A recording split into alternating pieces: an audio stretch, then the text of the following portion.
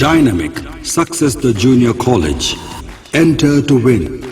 Masters in MPC and BPC. अस्सलाम वालेकुम नाज़रीन, आइए नज़र डालते हैं आज की एक अफसोसनाक खबर पर। आज बॉलीवुड फिल्म इंडस्ट्री में एक गमसा माहौल है, क्योंकि आज सिनेमा जज्बात, शहंशाह जज्बात, बॉलीवुड के माने हुए एक्टर जनाब मोहम्मद यूसुफ खान साहब उर्फियत दिलीप कुमार साहब का आज इंतकाल हो चुका है। मुंबई के हिंदुजा हॉस्पिटल में आज सुबह जनाब दिलीप कुमार साहब का इंतकाल हो चुका है। तो आइए नाज़रीन, आज की ये ख़बर थोड़ी सी दास्तां हमारे शहंशाह सिनेमा, शहंशाह जज्बात जनाब मोहम्मद यूसुफ खान साहब की आपके सामने बताते चलें। मोहम्मद यूसुफ खान साहब उर्फियत दिलीप कुमार साहब का जन्म जो है 1922 में हुआ था। पेशेवर पाकिस्तान में इनका जन्म हुआ था, जब हिंदुस्तान और पाकिस्तान एक ही मुल्क था। और नाज़रीन, आपको एक राज की बात बताते चले, बॉलीवुड फिल्म इंडस्ट्री के बहुत बड़े एक्टर राज कपूर साहब जो थे, राज कपूर साहब और दिलीप कुमार साहब दोनों क्लासमेट थे, यानी बचपन के ख़ास दोस्त थे। दिलीप कुमार साहब जो एक अच्छे ख़ानदान से थे, एक बिजनेसमैन ख़ानदान से थे, लेकिन इनके वालिद से कुछ झगड़ा हो गया था। जब जो है दिलीप कुमार साहब की उम्र 17 साल की थी, उस टाइम पर दिलीप कुमार साहब अपना घर छोड़कर पुणे आ गए थे।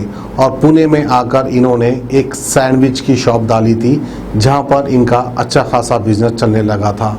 उसी दौरान बम्बई टाकीज़ की मालकिन देविका रानी की निगाह दिलीप कुमार साहब पर पड़ती है, क्योंकि उस टाइम पर दिलीप कुमार साहब बहुत अच्छी अंग्रेज़ी बोलते थे और इनकी उर्दू भी माशाल्लाह बहुत अच्छी उर्दू थी। इनकी काबिलियत को देखकर देविका रानी ने दिलीप कुमार साहब को एज ए राइटर अपॉइंट कर लिया था, यानी उनके पास जॉब कर रहे थे। खैर, उसी दौरान जो है 1944 में दिलीप कुमार साहब को पहली फिल्म में काम करने का मौका मिला था। वो फिल्म का नाम था जवाहर बटा। वो फिल्म में उन्होंने काम किया था और देविका रानी के कहने पर ही इन्होंने इस फिल्म में काम किया था। फिर बात उसके यूँ समझिए कि दिलीप कुमार साहब की अदाकारी हमारे देश में, हमारे देशवासियों को इतनी पसंद आई कि बस कोई उनका हाथ नहीं पकड़ सका। जैसा ही बॉलीवुड में इनकी अदाकारी के चर्चे होने लगे, उसी दौरान जो है देविका रानी ने दिलीप कुमार साहब को एक मशवरा भी दिया था। जैसा कि मैंने बताया था कि इनका पूरा नाम जो है मोहम्मद यूसुफ खान है। देविका रानी ने इनको मशवरा दिया था कि आप अपना नाम बदलकर दिलीप कुमार रख लें।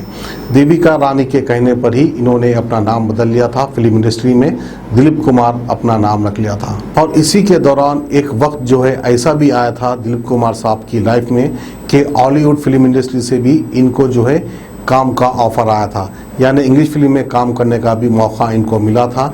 लेकिन जो है दिलीप कुमार साहब ने उस फिल्म में काम करने से मना कर दिया था। और वो फिल्म भी कोई ऐसी वैसी फिल्म नहीं थी। उस फिल्म को कई ऑस्कर अवार्ड्स मिले थे। उस फिल्म का नाम था लॉरेंस ऑफ अरेबिया। इस फिल्म में जो है कई ऑस्कर अवार्ड भी मिले थे और दिलीप कुमार साहब को जो रोल इसमें मिला था, उनका भी नाम जो है ऑस्कर में नॉमिनेट हुआ था। अगर शायद दिलीप कुमार साहब उस फिल्म में काम कर चुके होते तो जाहिर सी बात है दिलीप कुमार साहब ऑस्कर अवार्ड मार चुके होते, यानी ले चुके होते। और बात इसके 1954 में दिलीप कुमार साहब ने दाग फिल्म में काम किया था। और दाग फिल्म देखने के बाद हमारे देशवासियों को दिलीप कुमार साहब की एक्टिंग बहुत पसंद आई थी।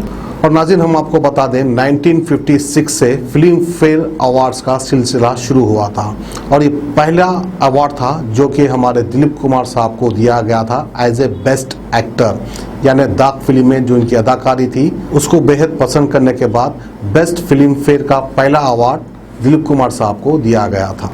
खैर, ये सिलसिला यहीं ख़त्म नहीं हुआ। 7 बार लगातार दिलीप कुमार साहब ने अवार्ड लिया था। Best actor film fair award लगातार 7 मरतबा दिलीप कुमार साहब को दिया गया। और इस तरह जो है लगातार 7 बार अवार्ड लेने के बाद इनका रिकॉर्ड कोई भी एक्टर नहीं तोड़ सका, ना ही अमिताभ बच्चन और ना ही शाहरुख खान, क्योंकि दिलीप कुमार साहब को सबसे ज़्यादा अवार्ड दिए गए थे। और हमारे नाज़रीन को बताते चले कि 1950s के वो बड़े एक्टर थे दिलीप कुमार साहब, जिनकी फ़ीस जो है नियरली 1 लाख थी, यानी 1 लाख के करीब ये फ़ीस लिया करते थे। उस दौर के सबसे महंगे एक्टर थे दिलीप कुमार साहब। फिर इस तरह लगातार अवार्ड लेने के बाद इनके कुछ फिल्में फेल होने लगी। फिर बात उसके जो है दिलीप कुमार साहब ने फिल्मों में काम करना कुछ साल के लिए बंद कर दिया था। फिर बाद उसके जो है 1981 में इन्होंने बड़े ही अच्छे रोल किए थे क्रांति फिल्म में। क्रांति, शक्ति, मशाल, सौदागर, इस तरह के तारीखी फिल्मों में दिलीप कुमार साहब ने काम किया था। और हमारे बॉलीवुड के फिल्म इंडस्ट्री में सबसे ज़्यादा कमाई कमाने वाली फिल्म कोई थी तो वो थी यादगार फिल्म मुगले आज़म, जिसका रिकॉर्ड आज तक कोई फिल्म ने नहीं तोड़ा। उस दौर से लेकर आज तक इसका रिकॉर्ड कोई नहीं तोड़ सका। और जहां तक अवार्ड का सिलसिला है, दिलीप कुमार साहब ने एक वर्ल्ड रिकॉर्ड बनाया था, क्योंकि इन्होंने सबसे ज़्यादा अवार्ड लिए थे फिल्म इंडस्ट्री में। यूँ तो और भी नाम है जो कि ऑस्कर अवार्ड विनर भी है, लेकिन दिलीप कुमार साहब ने सबसे ज़्यादा अवार्ड लिए थे। और जैसे कि नाज़रीन आप सभी जानते हैं, दिलीप कुमार साहब की अपनी एक पर्सनल स्टोरी भी थी, इनकी अपनी एक पर्सनल मोहब्बत भी थी, जो कि मुगले आज़म की हीरोइन मधुबाला से इन्होंने मोहब्बत की थी। पता नहीं बहुत गहरी मोहब्बत थी, लेकिन पता नहीं कुछ वजूहात से इन दोनों की मोहब्बत ज़्यादा समय तक टिक नहीं सकी। बात उसके दोनों में दरार पैदा हो गई और ये दोनों जुदा हो गए। 1966 में दिलीप कुमार साहब की शादी जो है मशहूर फिल्म एक्ट्रेस सायरा बानू जी से हुई थी, जबकि सायरा बानू जी की उम्र 22 साल की थी और दिलीप कुमार साहब की उम्र जो है 44 साल थी, यानी 50-50 भी हम कह सकते हैं। लेकिन सायरा बानू जो है बचपन से ही दिलीप कुमार की बहुत बड़ी फ़ैन थी। आखिरकार उन्होंने दिलीप कुमार से ही शादी कर ली थी। खैर इस शादी के बाद भी जो है इन दोनों को औलाद नसीब नहीं हुई थी। फिर बात उसके जो है 1981 में दिलीप कुमार साहब ने अस्मा नामी एक खातून से शादी की थी। शादी कर 2 साल का वक्त हो गया था। बात उसके जो है अस्मा को भी औलाद नहीं हुई थी। फिर बात उसके जो है दिलीप कुमार साहब अस्मा से भी अलहदा हो गए, होकर फिर दोबारा से सायरा बानू जी की ज़िंदगी में आ गए। फिर सायरा बानू और दिलीप कुमार साहब अब तक के एक दूसरे को साथ देते हुए ज़िंदगी गुजारी। लेकिन आज सायरा बानू और दिलीप कुमार साहब की जोड़ी टूट गई है, क्योंकि आज के दिन दिलीप कुमार साहब दुनिया से रुखसत हो चुके हैं।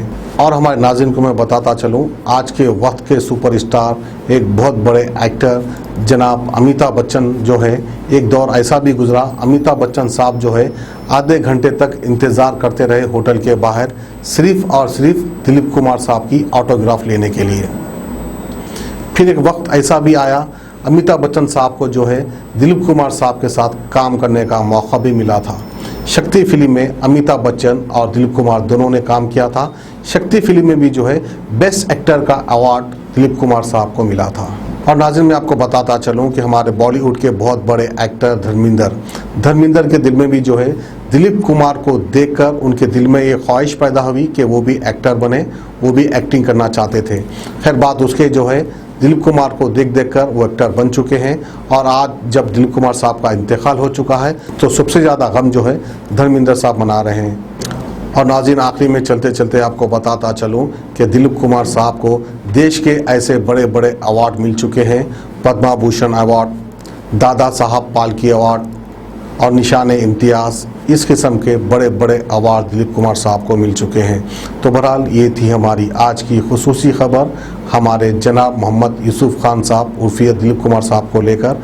हमें दीजिए इजाज़त, खुदा हाफिज़।